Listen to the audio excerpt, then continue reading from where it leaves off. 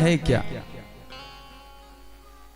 सुंदर सुंदर जड़ वस्तुओं को दृष्टिपूत करना ये सुंदरता नहीं है। भगवान कहते हैं उद्धव से, उद्धव सुनो, गए थे ना गोपियों के पास, सुंदरता तो आपने देखा था, लेकिन असली सुंदरता देख करके आए हो कि असली सुंदरता है क्या? जिसका व्यवहार पावन हो, जिसका चरित्र पावन हो, जिसका कर्म पावन हो, जिसकी वाणी पावन हो, जिसकी मानवता, जिसका संस्कार, वही सुंदरता है। चेहरे की सुंदरता तो एक दिन नष्ट हो जाना है समय के अनुसार,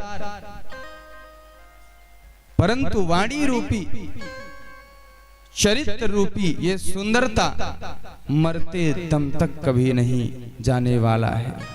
जिसके अंदर ये सुंदरता है, दुनिया का सबसे सुंदर व्यक्ति वही है।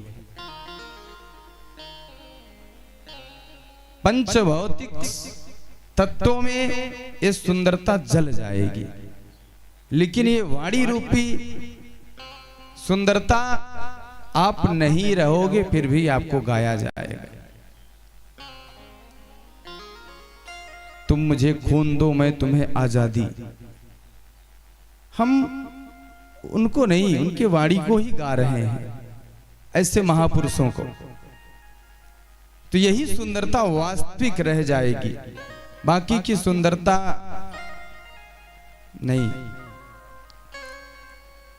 इसलिए शास्त्रों का जो शास्त्र आदेश करते हैं उनका पालन करना चाहिए। कई लोगों ने हमसे पूछा कि महाराज जी एक बात बताइए कि दीक्षा लेकर के नियम और नाम जप की क्या विधि है, कैसे रहना चाहिए, क्या करना चाहिए। दीक्षा मंत्र आपके मन को सर्वप्रथम ये शांत करने वाला मंत्र है। दीक्षा मंत्र जितना गुप्त रख करके आप जप करोगे उतना ही फल मिलेगा। यदि दीक्षा मंत्र को आपने उजागर कर दिया तो अपने जीवन के गुप्त रहस्यों का उजागर कर दिया आपने। ये गुरु द्वारा दिया मोक्ष मंत्र है, इसीलिए कान में दिया जाता है ये मंत्र। दीक्षा मंत्र बैठ करके हमेशा जपना चाहिए। और राम नाम मंत्र तो आप सोते उठते बैठते खाते पीते चलते फिरते कहीं भी आप जप कर सकते हो। दीक्षा लेने के बाद न किसी के निंदा करें न सुने। गुरु माता पिता मित्र से झूठ बोलने से बचना चाहिए और इनके प्रति कभी चोरी की भावना नहीं रखनी चाहिए। दया दान धर्म धैर्य साहस आदि इन सेवा नियमों का पालन करना चाहिए। आचार विचार और आहार ये शुद्ध होना चाहिए। तभी जब विचार आपका शुद्ध होगा तभी जो है ठाकुर जी की आप महिमा गाओगे, सुनोगे। ठाकुर जी की कथा में आपका खूब मन लगेगा। बोलो राधे राधे। तुलसी माला तुलिया तुलसी कंठी कैसे धारण करना चाहिए और किसको धारण करना चाहिए? तुलसी कोई भी धारण कर सकता है। तुलसी धारण में कोई जाति विशेष नहीं है, परंतु इसके कुछ नियम होते हैं। बोलो राधे राधे। आहार सबसे पहले शुद्ध होना चाहिए। अगर तुलसी आपने धारण कर लिया है तो खान पान में शुद्धता होनी चाहिए। आजकल तो ऐसे ऐसे गुरुजी भी मिल जाते हैं कि कहते हैं खूब बेटा लहसुन प्याज दबा के खाओ, कोई दिक्कत नहीं है, और हमको माल पानी टाइम टाइम से देते रहो। कुछ भी करो तुम, चाहे 420 वाला धंधा करो, चाहे 2 नंबर वाला करो, बस हमको पैसा दो बस। गली हमारे गुरुजी कहते हैं गली गली गुरुआ फिरे। अब गली गली गुरु फिरने लगे हैं, हमसे दीक्षा ले ले, धोती ले लोटा हमको देओ, नरक में चाहे ठेलम ठेली हो। आज तक मैं व्यासपीठ पर बैठा हूं, काफी मात्रा में भगवत गुणानुवाद गाया, कई प्रांत में, कई जिला में हमने कथा किया, कई लोगों ने निवेदन किया महाराज जी हम आपसे ही गुरु दीक्षा लेंगे। मैंने अभी तक एक शिष्य नहीं बनाया है, एक दीक्षा नहीं दिया है, लगभग 150 लोगों को मैंने दीक्षा अपने गुरुदेव से दिलवाया है, आज तक कभी नहीं। क्योंकि पूज्यपाद गुरुदेव भगवान कहते हैं जब तक तुम भाव से पार होने लायक न बन जाओ तब तक शिष्यों को क्या पार करोगे। अब आज तक तो ऐसे बहुत सारे ऐसे लोग हैं, मैं देखा हूं जो नरकीला काम करते हैं और चेला बना लिए, वो भी नरक में जाएंगे, चेला भी नरक में जाएंगे। तो पानी पियो छान के, गुरु करो जान के। लुभावनी वाणी बोल करके, देखिए कहने का तात्पर्य बिल्कुल साफ सुथरा है। व्यासपीठ से लुभावनी वाणी बोल करके जनता को गुमराह करके बस कान में फूंक दिए मंत्र, परंतु वास्तविकता पहले जांच लेना चाहिए। वास्तविकता जांचे बिना कान नहीं फुकवाना चाहिए। बोलो राधे राधे। तो तुलसी हर मनुष्य धारण कर सकता है।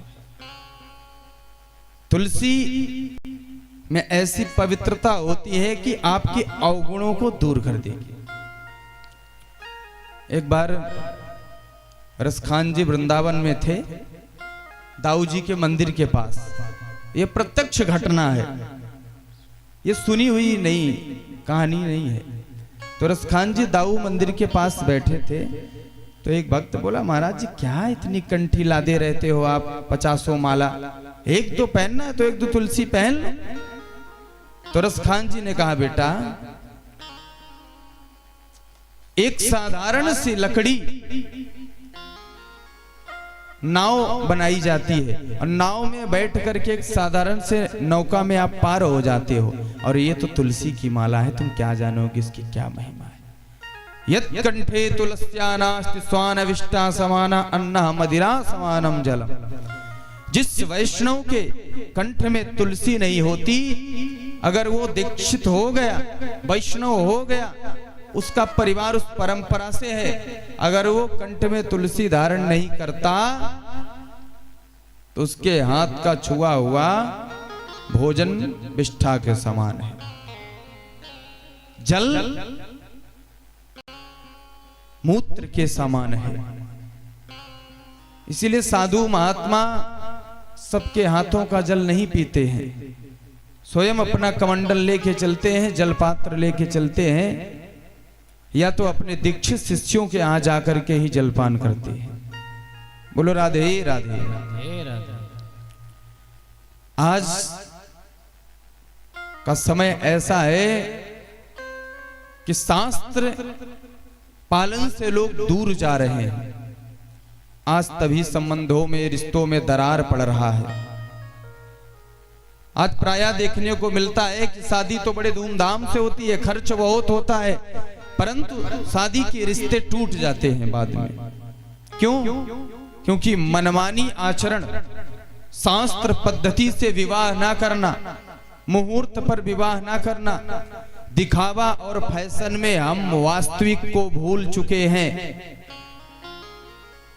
7 वचन का पालन ना करना, 7 वचन को सुनना नहीं, 7 वचन को हल्के में लेना, केवल और केवल आज दिखावा।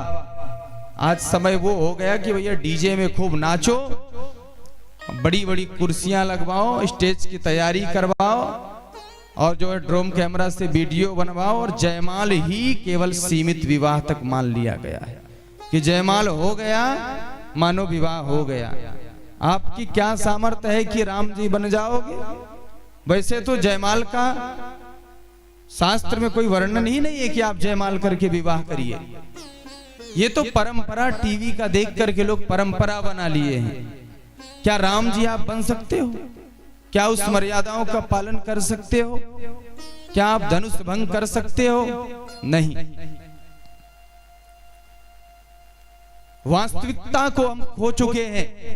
ब्राह्मण देवता बेचारे बैठे रहते हैं लोखरी की तरह मुंह बनाए और कहते हैं जजमान जी 12:10 से लगन आरंभ है, तो ये 2:10 तक तो जयमाला का कार्यक्रम होता है और 3 बजे तक फिर भोजन प्रसाद होता है। वो उनका खवाई नहीं, वो उनका खवाई, और बार बार फोटो 3 बज जाता है महाराज, यही करते।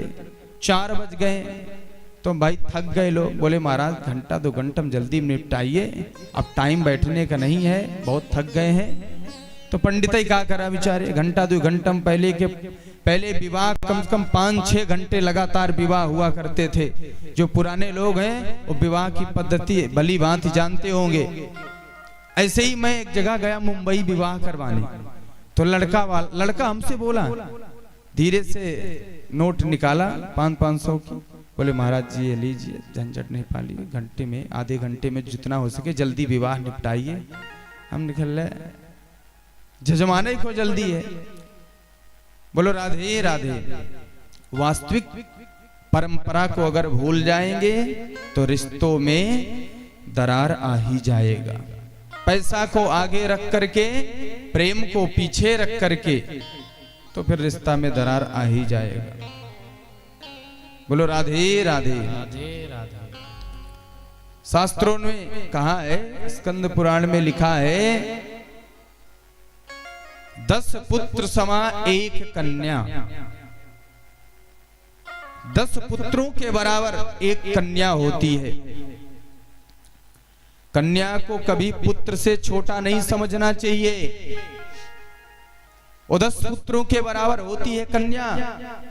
कन्यादान वही कर पाता है जो परम सौभाग्यशाली होता है। एक होता है सौभाग्यशाली, एक होता है परम सौभाग्यशाली।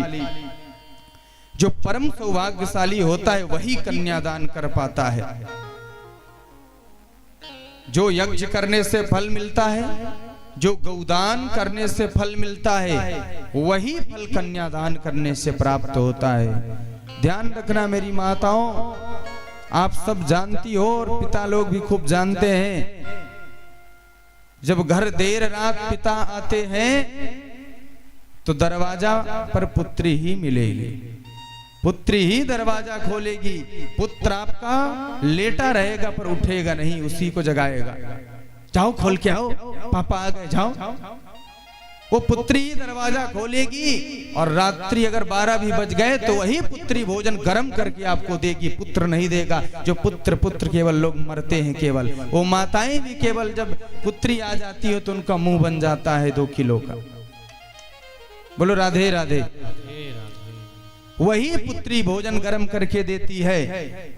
अगर आप बीमार हो गए ना तो घर में आपका पुत्र दवाई नहीं खिलाएगा, टेबलेट खोल के आपको गोली निकाल के नहीं देगा। वो पुत्री ही आपको दवाई खिलाएगी और पानी पिलाएगी। वो सौभाग्यशाली हैं जिनके यहाँ पुत्री है, जिनके घर में पुत्रियां हैं। बोलो राधे राधे। राधे राधे। इसलिए बेटियां घर की पुष्प होती हैं। जिस घर में नारी ना हो, आप उस घर में बैठ करके देख लो, गंदगी नहीं मिलेगी तो आप बताना, बिल्कुल सफाई नहीं मिलेगी, सब कुछ बिखरा हुआ पड़ा रहेगा। अपना ही उदाहरण ले लीजिए। कोई पति नौकर चाकर हो, आता है तो भाई मोजा वहां खोल के फेंकेगा, जूता वहां, कपड़ा वहां, टाई वहां, तो पत्नी ही बटोर करके सफाई करेगी, धुलेगी, बढ़िया से उसको चौपरत के रखेगी, व्यवस्थित करेगी, अलमारियां झाड़ेगी, फूंकेगी, व्यवस्था सब रखेगी। तो ये हमारी नारी शक्तियां हैं। बोलो राधे राधे। भक्त वत्सल भगवान की हो। कल हम लोगों ने बड़े धूमधाम से गोवर्धन नाथ की पूजा किया था। आज आगे की कथा में